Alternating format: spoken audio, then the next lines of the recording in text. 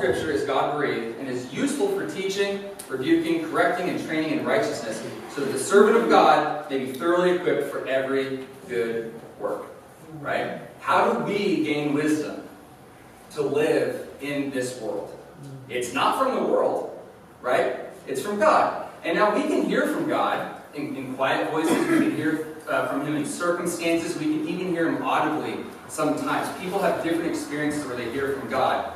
But the Bible foundationally is how He's communicated to humans for thousands of years. And there's tons of great stories in about Him engaging with them, and we can trust it. And so the Bible is a foundational place where we learn about God, we connect with God, we learn about Jesus, we connect with Him through the Spirit, and it trains us for righteousness. It trains us in how to live in the world, because the stakes of this are high. The entire world is constantly messaging us with influence, with information, right? Politics want you to worship at their altar of whatever party they happen to be a part of. E-commerce companies want you to find fulfillment in their next product. Instagram influencers and celebrities want you to admire them, be like them, even act like them, right? We're constantly being messaged with a liturgy of the world. We're constantly under the influence of the news, YouTube, television, movies, music, constantly, all the time. You can't get away from it. That's not going to train you in righteousness. And most of it isn't even true.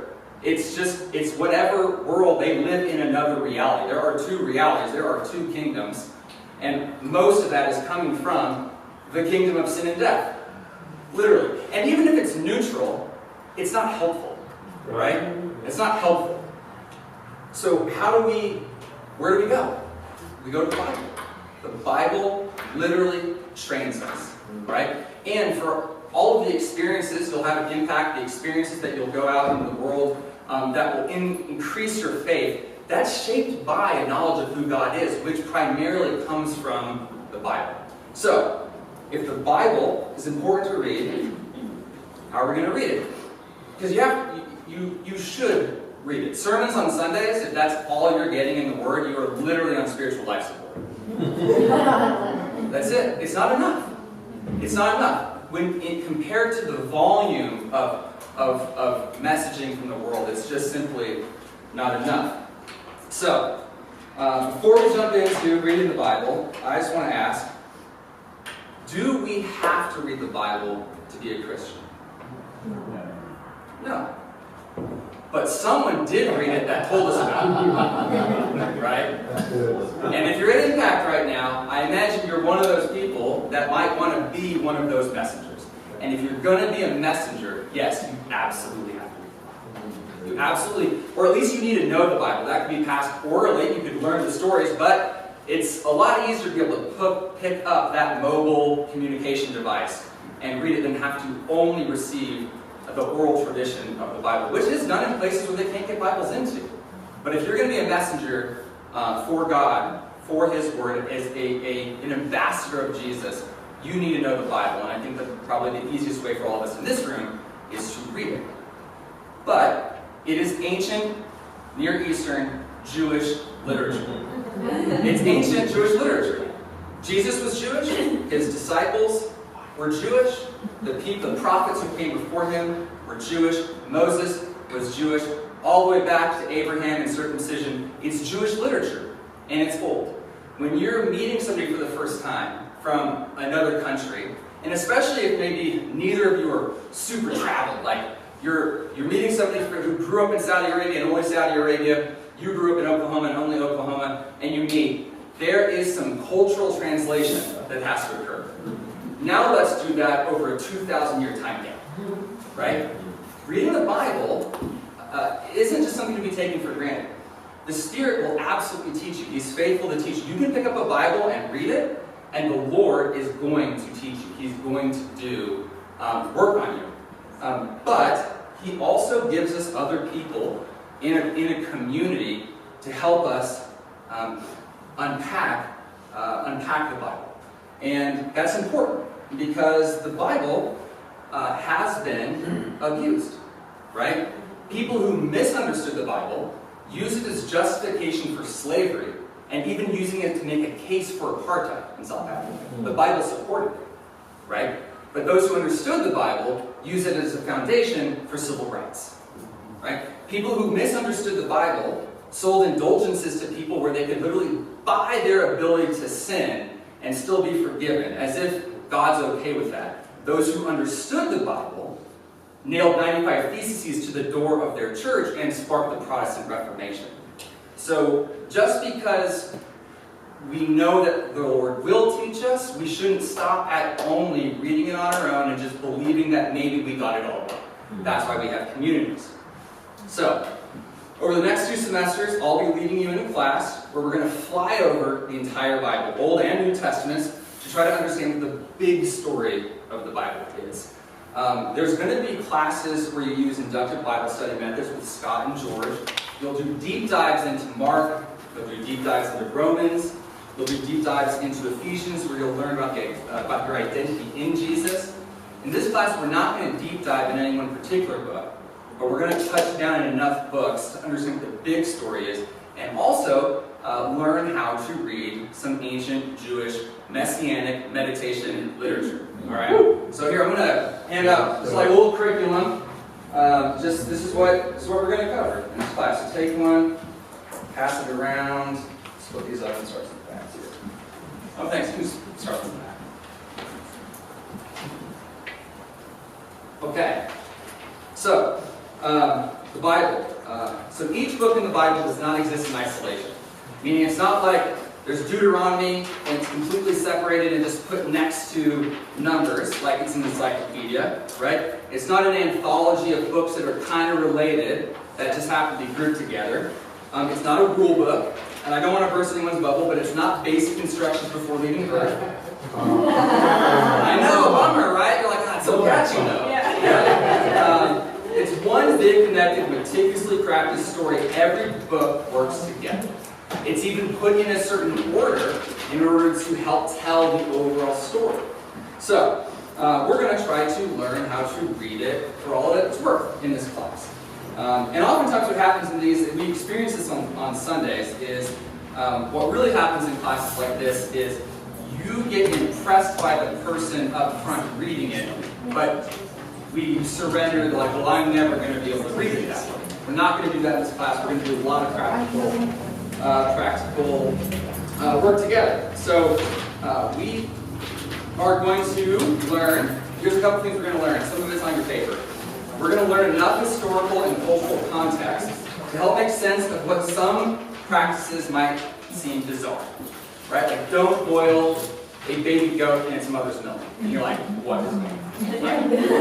So, we're going to learn some cultural and historical context. We're going to learn how ancient Israelite literature is organized using a different structure than modern writing. We're going to learn how different literary styles like poetry, narrative, and even literature we don't really have today work, like apocalyptic, prophetic literature. We're going to learn how to build a bridge from the original audience, 2,000 or 3,000 years ago, to now. Say, well, what did it mean to the audience then? How would we think about that today, to today's audience, so that we can better apply Scripture and not misapply Scripture? We're going to learn how images, words, characters, turns of phrases, even places and circumstances create patterns between books that help us understand what's going on in a passage and how it connects to other locations in Scripture and other books. And better yet, we're not going to have to wait, because we're going to do a couple quick examples today to help illustrate just how cool the Bible is. I read the Bible because I know it's important, and sometimes you're just like, look, I just know I'm supposed to do this, so I'm going to do it. But most of the time, it is an amazing book. It's amazing. Like, it is the best crafted wording and structure and narrative and story that's ever been written. There is not a movie, there's no Marvel Avengers Phase 1 through 5, right? That's better, right? Those are cool, but it's not nearly as cool as this book. But we have to get on the same page and let the Bible write the rules of how we read it. We can't approach it with the same way that we listen to stories nowadays. So, we're going to do an example. There's 3 things that you're going to learn in this class that we're going to use every single time. And that's looking at structure. How is the actual story or the writing structured? We're going to look at the patterns and the way that words are used within the story to help make connections. for us, and then we're going to look at literary genres, like how does poetry differ from narrative? So right now we're going to do a quick example of structure. So, movies today. How are movies organized? Unless it's a bad movie, or maybe a Christopher Nolan film, like Memento, or whatever, the last one, Tenet, and I'm like, I don't even know what's going on here. Unless you're Christopher Nolan or it's a bad movie, you really can't break the formula for a movie. Act 1, you intro the characters, and you create the plot conflict. What's the movie about? Act 2, the first half, is fun and games. This is where the hero is like making some progress, things are cool. If it's a Bond film, he's getting all the gear and all the cool toys, right? And everything's going pretty well. And then right in the middle, someone dies. Almost always, someone dies in the middle, and you're like, shoot, like, the character's not gonna succeed. Like, the plot gets deeper, it gets thicker, it gets more dramatic, right? Almost every movie. And if somebody doesn't die, they had like a flashback of when someone died, right? So as we move to that second half, typically the hero starts to lose, and you hit the dark night of the soul moment. And at the dark night of the soul, you're like, it's done, right? If I hadn't watched a bunch of movies before, I know that this is it. This is the end. But then normally a guide or someone encourages the hero. They dig deep, they get out of the dark night of the soul, they go and they fight the big bad guy, and they win. And then you get to the end, and you're like, and what's most satisfying is not that the hero won, but the character transformation of the hero at the end of the movie, right? Does ancient Jewish literature work this way? No. Absolutely not. Like, not at all, right? It's super confusing. Because we've been trained on how to experience stories, right? We're trained on it. Like, you've watched a lot of movies, you know how it works. That's why when a movie doesn't follow that plot line, you're confused, like, what's going on? There are some similarities, and we'll cover those, but for the most part, the Bible doesn't work that way. So let's look at an example. We're going to look at Leviticus, one of the most interesting and exciting books in the Bible, right? Where's the most important stuff in Leviticus? Is it the beginning or the end? The middle. The middle. The middle. You're like, what? The middle? All right, so, yeah, that's good. All right, so the middle. All right, Leviticus is all about a little backstory. God wanted to make the Israelites a kingdom of priests to show the world who God was and to bring a blessing to all the nations. Through Abraham and his family, God would bless all the nations. So he needs to train the Israelites on what it means to be a kingdom of priests. Well, how did they do that? Well, in the ancient Near East, they did it through rituals, sacrifices. They did it through a bunch of stuff that we find weird and can't relate to. But they also did it through purity laws. They did it through moral laws that were different than the Canaanites, where they treated each other with more equity. And in Leviticus, you go through a whole host of different practices, rituals, and rhythms that the Israelites would do to be close to God and to be a holy nation set apart. Well, the most important chapter is in the center, Leviticus 16. We're not going to read the whole thing, but I'm just going to read an excerpt. Aeron, the priest, is to offer the bull for his own sin offering to make atonement for himself and his household. Then he is to take 2 goats and present them before the Lord at the entrance to the tent of meeting, or the tabernacle. He is to cast lots for the 2 goats, one lot for the Lord and the other for the scapegoat. So Aeron shall bring the goat whose lot falls to the Lord and sacrifice it for a sin offering on behalf of all of Israel. But the goat chosen by lot as the scapegoat shall be presented alive before the Lord to be used for making atonement by sending it to the wilderness as a scapegoat. If you had a skin disease or something like that, it was incredibly shameful. They were a shame culture. And they would have to go outside of the encampment until that skin disease resolved itself. And it never did. They lived in colonies of lepers, right?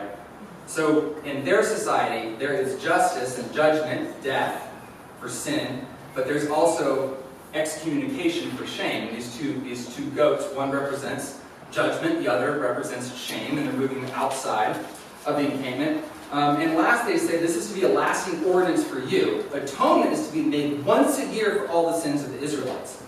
Leviticus 16 is the most important because it's not what the Israelites do to be close to God, it's what God does to keep the Israelites close to him.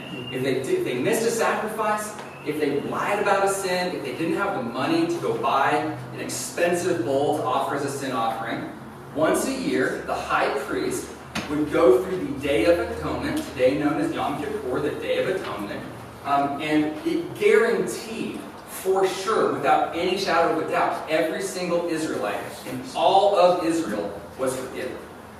Guaranteed, every year. And this is the centerpiece of Leviticus. It is the most important chapter, but if we read it like we read stories, we're going to pass right over it. It's in the middle, and we just didn't know, because we don't understand the structure. We didn't know that was the centerpiece. Lots of Israelite literature works this way. The centerpiece is the most important. There's a build-up, there's a climax, and there's a descent, but it works a lot different than the dark night of the soul and beating the enemy in the last 15 minutes of a movie. Right? So, that's an example of structure. So when we read the Bible together in this class, we're going to go through structure. What's going on? How did God use the author, using breathing through the author, how did the author set this up to help us understand the story by just understanding where the plot is, where the rhythm of the ball moving down the track, right? It's like there's a harmony and a melody to Israelite literature. We're going to learn that. All right, next one. Literary styles. All right, here's another example. So we're going to learn how to read biblical narrative. We're literally going to learn how to read these. Biblical narrative, poetry, law code, ancient law code, wisdom literature, prophetic and apocalyptic writings, and then next semester we're going to learn how to read parables. We're going to dig into church letters a little bit more, and we're going to dig into Revelation, which is actually the only example in the New Testament of apocalyptic writing. There's a way that the Jewish people read apocalyptic writing. It's like we have romance movies. They had apocalyptic writing. They also have romance writing. That's what Song of Songs is. But it's a type of literature. We're going to learn how to kind of navigate that. So today, we're going to focus on how different styles can talk about the same thing, but in completely different ways. Does anybody know what Genesis 1, Psalm 8, and Proverbs 8 have in common? They all talk about creation. But one of them does it in poetry, one of them does it in wisdom literature, and one of them does it with narrative. So, I'm going to read them. How are we doing on time? Let's see how we're doing on time. Oh, we're doing great. All right. I'm going to read it, and you're like, I've read Genesis 1. I've read it a lot of times. I quit halfway through, but I read that one. But we never read it next to Proverbs or Psalms, so we're going to read it. And you don't need to pull it out. You just listen, because I'm going to emphasize certain words. Genesis 1. So this is narrative. It's telling us a story. It happens to be the beginning of the story, and it's telling us a story. And so let's just listen to it as a story, right? In the beginning, when God created the heavens and the earth was a formless void, and darkness covered the face of the deep. While a wind from God swept over the face of the waters, God said, "Let there be light," and there was light. God saw the light was good, and God separated the light from the darkness. God called the light day, and the darkness He called night, and there was evening, there was morning, the first day. And God said, "Let there be a dome in the midst of the waters, and let it separate the waters from the waters." So God made the dome, and separated the waters above from the waters below. And God called the dome sky, and there was evening, and there was morning, the second day. And then God said, "Let the waters under the sky be gathered together in one place. Let the dry land appear." And it was so. God called the dry land earth, and the waters that were gathered together He called seas. And God saw that it was good. Then God said, "Let the earth put forth vegetation, plants yielding seed, and fruit trees of every kind on earth that bear fruit with the seed in it." And it was so. If I was in an agricultural society, I'm really happy about the trees that bear fruit and have seed. Because I don't go to the grocery store. I grow plants, and I get food. Like, this is awesome. He's giving abundance to creation. Keep going. The earth brought forth vegetation, all kinds of bearing fruit with seed in it, and God saw that it was good. And there was evening and there was morning, the third day. And God said, okay, so we've got day, night, light and dark. We've got skies, we've got seas, and we've got land so far. And now, he's going to populate it, right? And God said, let there be lights in the dome of the sky to separate the day from the night. And let them be for signs and for seasons and for days and years.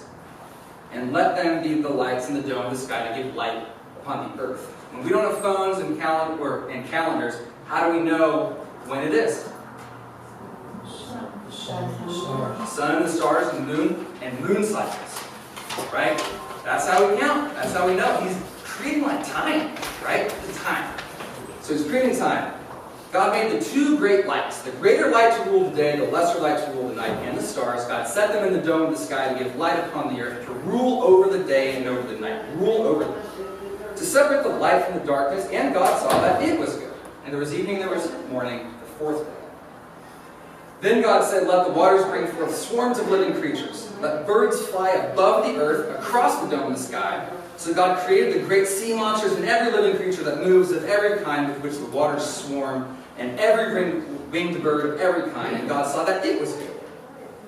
God blessed them, saying, be fruitful and multiply, and fill the waters in the seas, and let birds multiply on the earth. And there was evening, there was morning, the fifth day. And then God said, let the earth bring forth living creatures of every kind, cattle and creeping things and wild animals of the earth of every kind. And it was so. God made the wild animals of the earth of every kind, and the cattle of every kind, and everything that creeps upon the ground of every kind. And God saw that it was good. And now we get a bonus act, right? I did another thing on the sixth day, bonus. Then God said, let us make humankind in our image, according to our likeness, and let them have dominion over the fish of the sea, and over the birds of the air, and over the cattle, and over all wild animals of the earth, and every creeping thing that creeps upon the earth. So God created humankind in his image. In the image of God he created them, male and female, he created them. We have a centerpiece here. So God created humankind in his image. He created us. And then at the bottom, male and female, he created them. What's the most important thing in this statement? In the image of God, he created them. Right? So God, they do it, the Israelites did it big, and they did it small, in passages and whole books. So God blessed them, last bit. God blessed them, and God said to them, be fruitful and multiply, and fill the earth and subdue it. Have dominion over the fish of the sea, and over the birds of the air, and over every living thing that moves upon the earth. God said, see, I have given you every plant yielding seed that is upon the face of all the earth, and every tree. He's given it to us. You shall have them for food. And to every beast of the earth, and to every bird of the air, and to everything that creeps on the earth, everything that has the breath of life, I have given every green plant for food. And it was so. God saw everything they had made, and indeed it was very good. And that was evening, and there was morning for the sixth day. All right?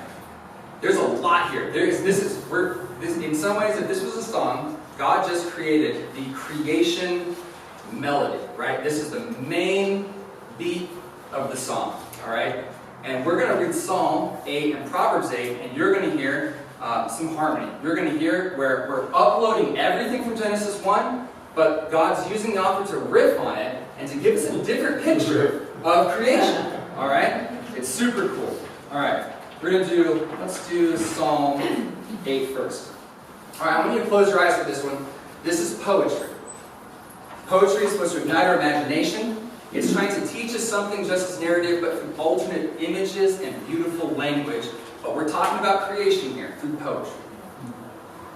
Lord, our Lord, how majestic is your name in all the earth. You have set your glory in the heavens. For the praises of children and infants, you have established a stronghold against your enemies to silence the foe and the avenger. When I consider the heavens, the works of your fingers, the moon and the stars which you have set in place, what is mankind that you are mindful of them? Human beings that you care for. You have made them a little lower than the angels, yet crowned them with glory and honor. You have made them rulers over the works of your hands and put everything under their feet, all flocks and herds, and all animals of the wild, the birds in the sky, and the fish in the sea, all that swim the paths of the seas. Lord, our Lord, how majestic is your name in all the earth. End of Psalm.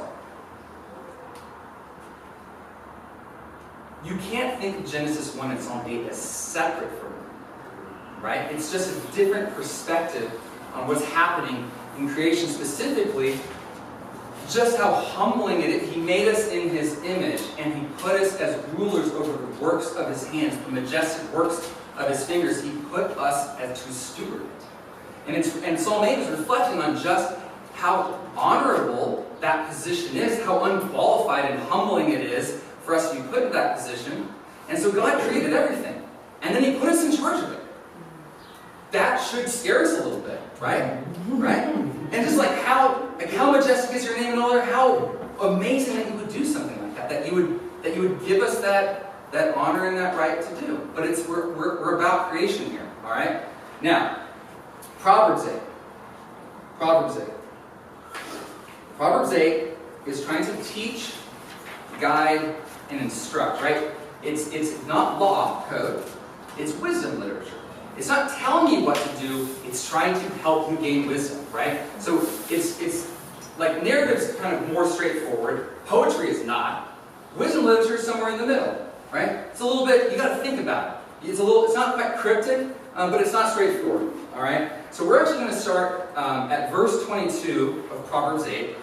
And so far here in Proverbs 8, this is the character called Lady Wisdom. And Lady Wisdom is the embodiment of one of God's attributes, wisdom. God has attributes, one of His attributes is wisdom. And in order to communicate that wisdom, God used the author to have this character that embodies that wisdom. So that's where we're at. We're at Proverbs 8, starting in verse 22. The Lord brought me forth as the first of His works. Wisdom. He brought me forth as the first of His works before His deeds of old. I was formed long ages ago, at the very beginning when the world came to be. When there were no watery depths, I was given birth. When there was no springs overflowing with water, before the mountains were settled in their place, before the hills, I was given birth. Before He made the world or its fields or any of the dust on the earth, I was there when He set the heavens in place, when He marked out the horizon on the face of the deep, when He established the clouds above and fixed securely the fountains of the deep, when He gave the sea its boundaries so the waters would not overstep His command, and when He marked out the foundations of the earth. Then I was constantly at His side. I was filled with delight day after day, rejoicing always in His presence, rejoicing in His whole world and delighting in mankind. Now then, my children, okay, this is, how important is wisdom here? Wisdom's super freaking important, right? Super important. Now what's wisdom going to do? Wisdom's going to address you. It's going to address us. It's going to address the readers, right? This is how important wisdom is. Maybe we should listen to wisdom. All right. Now then, my children, listen to me. Blessed are those who keep my ways. Listen to my instruction and be wise. Do not disregard. Blessed are those who listen to me, watching daily at my door, waiting at my doorway. For those who can find me find life and receive favor from the Lord. But those who fail to find me harm themselves. All who hate me love death. The same power that God used to create the world, His wisdom, is the same thing He offers to us. The creative power that formed the foundations of the world is the same creative power in His Word that He gives us to instruct us. And when we read Proverbs 8 with that in mind, honestly, it just becomes more interesting. It hits us in a different way. Because learning the literary genres and the styles help us read the Word better. And it's super cool. Love this stuff. Okay. Passion. Yeah, passion, right? Yeah, exactly. All right, next one. Just quick. Patterns and themes. All right, patterns and themes. This is another tool we're going to use as we move this class and learn how to read the Bible with a new lens. So, we're going to look at two examples. Patterns and themes. When the snake approaches Eve in the garden, Eve is being tested. She's being tested. And she fails the test, obviously. So does Adam, right? They fail the test. Sometimes the Lord tests us, and then sometimes darkness tests us. Right? Right? We get tested by both sides. In this case, this particular passage, right, this particular moment, Eve and Adam are being tested by Satan. It reads, when the woman saw that the fruit of the tree was good for food and pleasing to the eye, and desirable for gaining wisdom, she took some of it and ate it. She offered it to Adam. Adam listened to the voice of Eve, and he took some also and ate. All right, so this happened, but it's written a certain way. I'll read it one more time. When the woman saw that the fruit of the tree was good for food and pleasing to the eye and desirable for gaining wisdom, she took some of it and ate it. Adam listened to the voice of Eve, and he also took some and ate. All right, we're going to fast forward to Abraham and Sarah. This is Sarah talking to Abraham. Now see, the Lord has prevented me from bearing children. See, the Lord has prevented me from bearing children. Please use my maid. Perhaps I will obtain children through her. And Abraham listened to the voice of Sarah, and Sarah took Hagar the Egyptian, her maid, and gave her to her husband, Abram, as his wife. There's an intentional use in how the words are connected to create a connection for you about what is happening here. Sarah and Abraham taking Hagar and trying to achieve the blessing that God promised them on their own is akin to the same thing that happened in the garden. Abraham and Sarah just did the same thing Adam and Eve did. They just rebelled against God, right? What happened when they rebelled against God? Well, a bunch of bad stuff. You get kicked out of the garden, right? Their sons, one of them kills the other one. You read this, you're like, what's going to happen? You know? And of course, there's a bunch of fallout. If you Ishmael and Hagar, like there's a bunch of fallout, but God remains faithful, right? But if you weren't looking for that, if you weren't aware that the Bible does this, this is just another story of humans being dumb. It's not just another story of humans being dumb. It's the Garden of Eden replaying yet again with God's chosen ones. All right, we're going to do one more. One evening, this one's even more clear. One evening, David got up from his bed and walked around on the roof of the palace. From the roof, he saw a woman bathing. The woman was very beautiful and desirable. Then David sent messengers to take her. She came to him, and he slept with her. They see, they desire, they take. Right? They see, they desire, they take. David just recommitted the Garden of Eden. Right? And what happens? He commits mass murder, right? I mean, this was the moment where David's kingdom started to decline. Yeah. Right. David was on the rise, and at this moment, it's just carnage, right? Absolute carnage. It's important to be able to learn how these things are used, because when you read this passage in David, it means more than just what it says. Because you're now uploading what happened to Abraham and Sarah. Abraham and Sarah mean more than just what it says. It's like watching, you watch like the whole Marvel series, right? There's going to be these moments where something happens, but you know the whole backstory, and it means more than what just happened on camera. Stories work this way. But we have to learn, well, how do the Israelites do this? How does God use the authors to do this? Well, they use patterns and words and images and symbols and even circumstances, right? So, that's a case where there is a test by Satan and a failure, and they use this to remind you what's happening at each turn. Now, sometimes that happens with just that happens over and over in the Bible, lots of times, but they're kind of like one's like the other.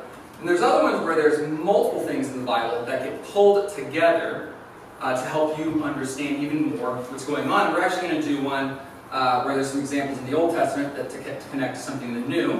And I know that a lot of you are going to be like, oh, I've seen that before, right? So we're going to talk about Jesus' crucifixion and murder. In John 19, 16 through 17, we are told that the soldiers took charge of Jesus, and he carried his own cross, and he went up to Skull Hill, which in Aramaic is called Golgotha. So the soldiers took charge of Jesus, carrying his own cross, he went up to Skull Hill. They translate that cross. Originally, does anybody know what the word was? Tree.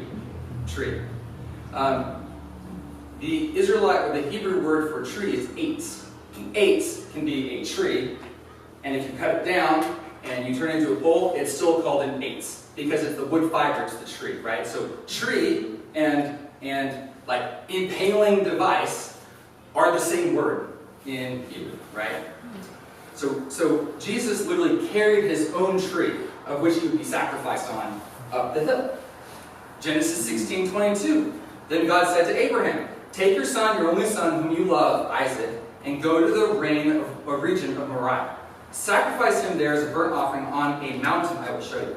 Early the next morning, Abraham got up and loaded his donkey. He took with him 2 of his servants and his son Isaac. When he had cut enough wood for the burnt offering, he set out for the place God had told him about. And on the 3rd day, Abraham looked and saw the place in the distance. He said to his servants, "Stay here with the donkey while I and the boy go over there." They're like, "Yeah, we're going to go over there." And the servants are like, "What's happening? This is bad." He says, "We will worship there and we'll come back to you."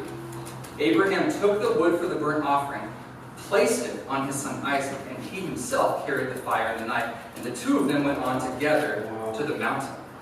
Right? God says that Jesus is his son. Jesus says, "I am his son." When you read this, you're like, the one and only son that carried his own wood for his own sacrifice up the mountain has yet played out again. Though it gives you more meaning, you know more what's going on, it impacts you in a different way. So in this way, Jesus' crucifixion, we are emphasizing the sacrificial son because we know the story. We know about Abraham and Isaac. So let's look at another one, the sacrificial king. In Mark 15:24-26, we read, "They nailed his hands and feet to the tree. The soldiers divided his clothing among themselves by rolling dice, casting lots, to see who would win them. It was 9 o'clock in the morning when they finally crucified him. Above his head they placed a sign with the inscription of the charge against him, which read, 'This is the King of the Jews.'" David wrote Psalm 22. David was running from King Saul, the not rightful king. The rightful king was running from the not rightful king. He was being persecuted and pursued by Saul, and he wrote Psalm 22. David writes Psalm 22, 16-18. So just remember, they nailed his hands and feet to the tree. The soldiers divided his clothing amongst them by casting lots. Psalm 22. "Dogs surround me, a pack of villains encircle me. They pierce my hands and my feet. All my bones are on display. People stare and gloat over me. They divide my clothes among them and cast lots for my garments." Jesus is the rightful king being persecuted, pursued, and killed by usurpers. And you're like, it's almost word for word, right? Image for image, right? He is the line of David. He's the rightful king. And the same thing that David was experiencing, Jesus is now experiencing even more. But there's a connection. All right. The last one. This one's crazy. All right. So in Joshua chapter 10, Joshua and the Israelites had just defeated 5 armies of Amorites that had banded together and colluded together, conspired against Israel to try to stop them. Of course, God sends literally hail and defeats the armies. Israel didn't have to do much, and they defeat these 5 armies. But so this is in Joshua chapter 10, towards the end of the chapter, and it reads, "Then Joshua killed each of the 5 renegade kings and impaled them on 5 sharpened trees, where they hung until evening. As the sun was going down, Joshua gave instructions for the bodies of the kings to be taken down from the trees, thrown into a cave where they had been hiding. Then they covered the opening of the cave with a pile of large rocks, which remain to this very day." Right? Renegade kings in rebellion against God, completely guilty, killed on a cursed tree, thrown into a cave. Jesus is the innocent one who's thrown on a cursed tree, is murdered, and thrown into a cave. Right? And he rose on the 3rd day. There's the twist, right? He's innocent and he rose on the 3rd day. This is there's actually Israelite law about how cursed it is to be impaled or killed on a tree, because trees are holy. And Joshua, this is the worst. This is they're making a statement here. Joshua and the Israelites are making a statement by doing this. And Jesus undergoes the most extreme, cursed, dirty punishment that these rebellious kings had suffered before, but he's completely innocent, right? So here we've got in a short passage, we've got the sacrificial son, we've got the persecuted sacrificial king, and we've got the innocent one, the sacrificial innocent one. And you get all of that because John and the other apostles say it, but you also get it because they know what they're doing, right? They know the stories, and they're making sure we know it too. And so this is a super cool way where the use of patterns, the use of literary style, and the use of structure all help us read the Bible for all that it's worth. And so, in any case, I'm going to leave you with that. The Bible's super cool. It's a great story. There's wisdom in it. It has the unreal ability to literally transform us, to create a foundational relationship with the Lord, the Lord. And it's the only thing. It's the only thing that we can rely on as truth in this world. It's the only thing. It's the only thing. There's literally nothing else we can fully rely on as truth. Right? There's nothing else. If there's only one book you could ever have, it's the Bible. Right? It's the only thing. And more importantly, it equips us to live in this world. It equips us to go out into the darkness, to retrieve lost souls without letting our minds be conformed to the darkness. Right? It's the only thing. So, let's learn how to read it. Amen. All right? Amen.